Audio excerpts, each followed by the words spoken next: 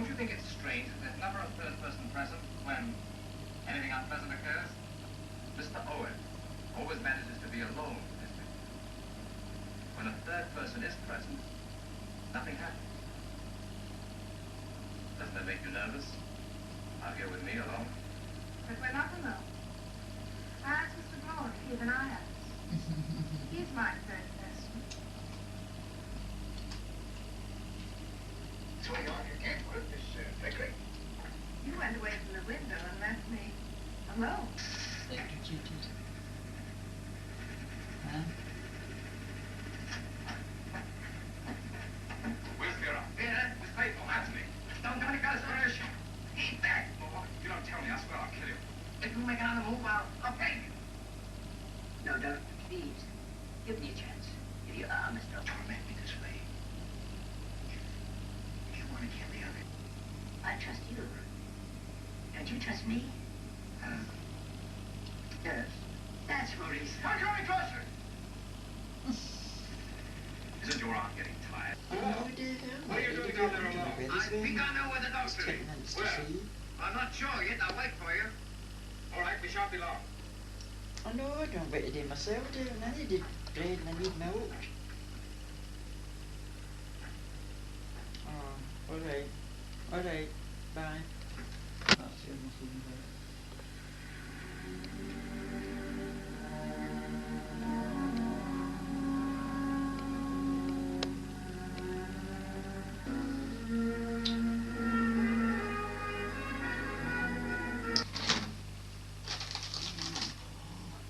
What is there? Don't know that. That's a big label.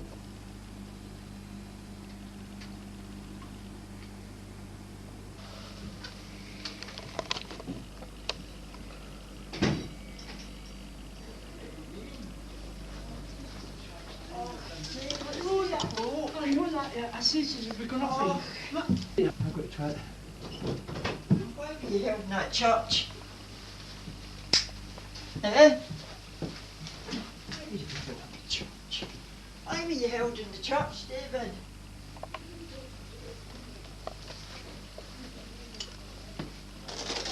Eh?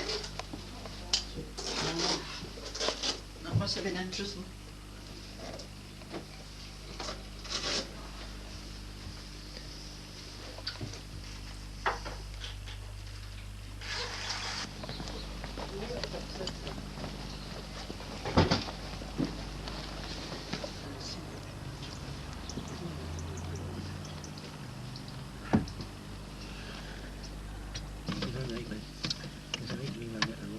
Shorter one. Doesn't it any good? There's a shorter distance there, that's a shorter distance here. So, I'm saying to myself, I need 2 cars.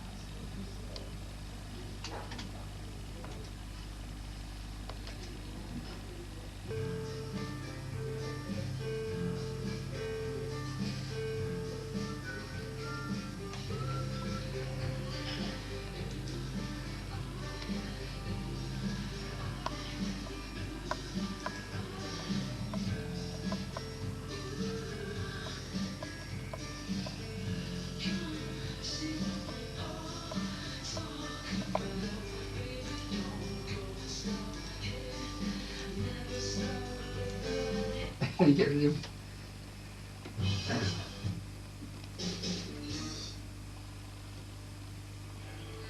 Drawing.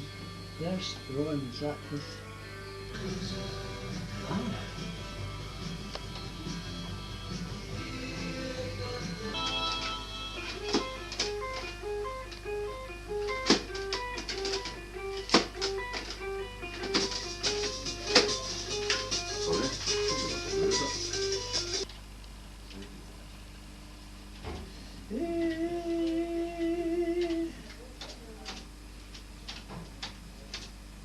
Welcome to... You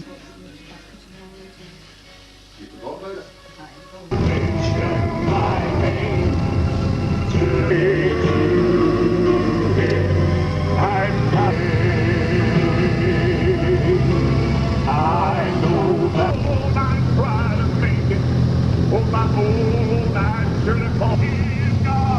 Not the way it used to be. They're never going to get caught if they do. Eh? They're never going to get caught if they do. Either.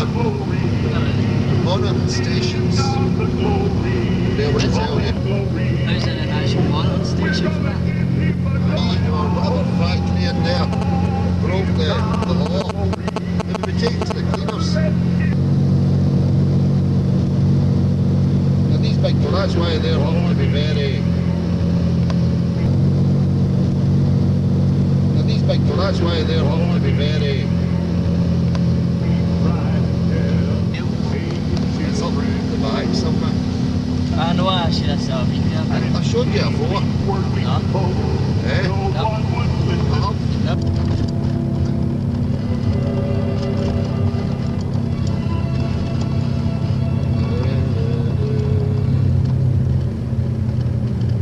Bess, You Is My Woman Now, sung by Louis Armstrong and Ella Fitzgerald. I see In his trees last of years, Gershwin green. went back to Hollywood again, Red where he was a on fully it. paid up member I by see now them of the blue. musical aristocracy. For me and It's funny to you. think of it now, but it's And said I that he would think often to play tennis with the atonal composer Arnold Schoenberg. What a In 1937, he began work on wonderful music for a new movie, The Goldwyn. He piano in the morning, but was in a coma by the end of the day. It was decided that he needed immediate surgery, but America's top brain surgeon was on holiday on his yacht. It says something about Gershwin's status that President Roosevelt himself sent 2 U.S. Navy destroyers to fetch him. Despite successfully crossing over into the world of classical music, Gershwin made his real money. You can find some great Gershwin song titles if you look, although this is probably more down to Ira, to be fair. My personal favourites include the clearly remote piece of toast, as well as Gershwin made his money from concert fees and royalties. On Classic FM with Prudential. It's all part of the plan for the group. Still to come on Classic FM. Classic FM Weekly. Tonight our great composer is Spectre. On the programme, Marvelous by Marvel. There's the VMAX Hospital. Right. The oldest trick in the book. Knock a penny off it and call it. What do you call it then? Did you know what somebody says to you? Would you?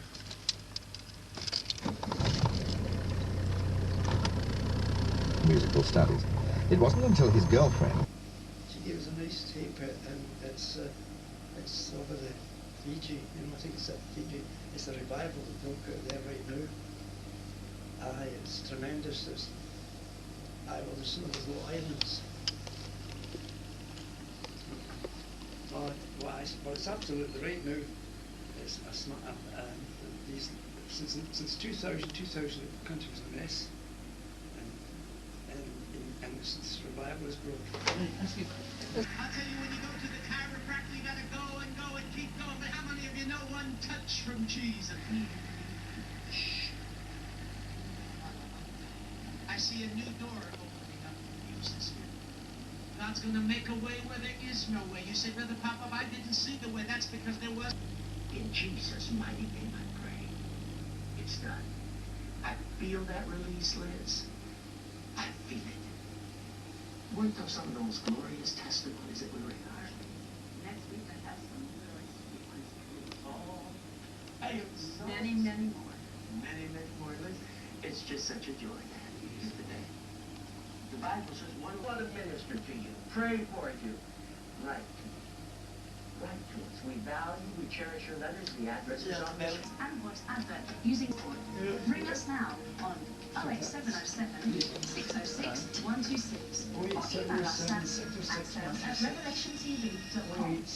The notice board telling the world through television. 80712. This is two. tragedy. You can't see in it. It's tragedy. You can't see in it. The pains are no there.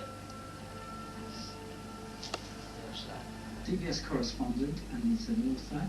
And David, I'd like to get straight to the point because we're going to be dealing with some things that people perhaps have a different perspective on, particularly with regards to the situation in the Middle East. Now, we know that God's heart is for everyone to come to an accurate knowledge of his will and purpose, and on that road to learning what God's will is, Israel is key. But to many people who'll be watching the program, perhaps they're Christians, perhaps they're just people that are flicking that will perhaps be new to you and challenge you. Recent events that are happening almost by the minute, that are heading to what the Bible calls Armageddon, or a time of great trouble. What would you say to us to help us to get a proper perspective from God's point of view? Well, very simply that the scriptures are abundantly clear about them, deal with them, reveal himself to them, and in terms of the current events in earth, would be over the city that I've called home now for, since 1984, 17 years I guess it's been, Jerusalem. Not Rome, not London, not Washington, or all these other world capitals that one would think might set off a world conflict, but Jerusalem. So we have the Jewish people going back there, and as a journalist, late 19th, Jerusalem. The current conflict isn't primarily about Jerusalem, but that is a central side issue that Osama bin Laden and other Muslim leaders have brought up, that world leaders have been in the United States, with all of the Muslims demanding the eastern half back, with the Israelis saying it's our holiest site on earth, we're not going to give it back, with all of the nations having to take a position that have been, I'm going to be very open here, brainwashed into, through the media, into looking at Palestinians with such empathy and such, if you like, vehement hatred towards the Israelis because of the Palestinian issue. Now, we know we've seen in the past that where they've had stone-throwing children coming up against Israeli tanks and guns. Now, obviously, this causes an uproar and world sympathy on a grand scale, and makes Israel's side of the story look very bad, and not really perceiving what the will of God is for Israel and the Jewish people. Well, first of all, Howard, I'm glad that people look with compassion on these issues, because compassion of the Arab-Israeli conflict, and only written after I lived in the region for 10 years, and I'm there 20 years now. Plus, I still believe everything I wrote there was accurate. And the macro picture is, we don't talk enough about this, about remnants that come to the Lord. So there's good things happening in that realm.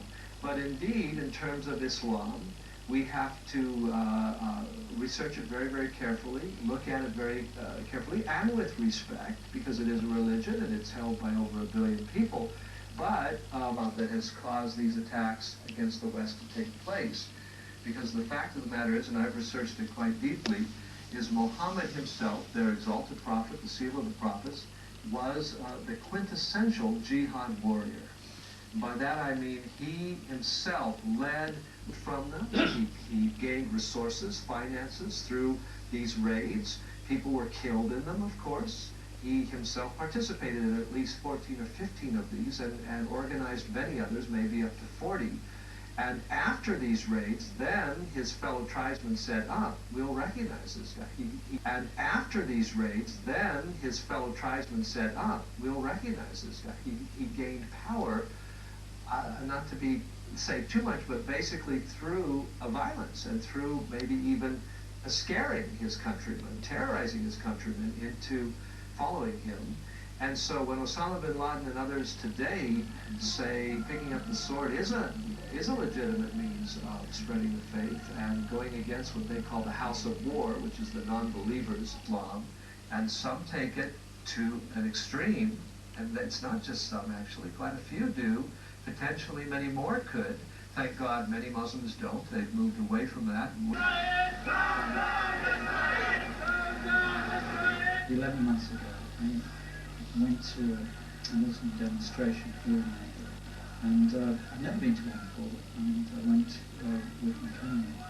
And we wanted to get some voice pops from people, interviews, just to find out what's on their heart. So we started to follow the march through central London.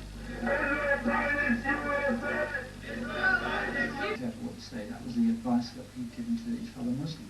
And here, the vehement hatred that the Muslims have towards not just the West, as is now in recent events shown, with the World Trade Towers being annihilated, but actually the hatred towards the Jewish people. And that it seemed to me, as I kept quoting with the different interviews I was doing, that it's written in the Quran that there will be no peace at all in the Middle East until the Jews end up in the sea or dead or annihilated. We want to tell the world that we're not going to stop our fight for our Palestine.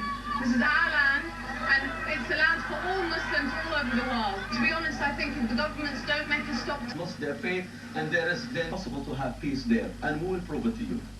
So it said to me, as a layman, that no matter what takes place as far as the negotiations are concerned between any world leader or the people involved themselves, there is no way there's going to be a peace settlement, whether it's a land issue or a territorial or political or whatever, until the Jews are absolutely, totally annihilated, they kept saying, as is written and prophesied in the Quran, there will be no peace. And I thought, the world doesn't know this. And to me, when you've got Bush and Blair trying to bring this coalition and there's nothing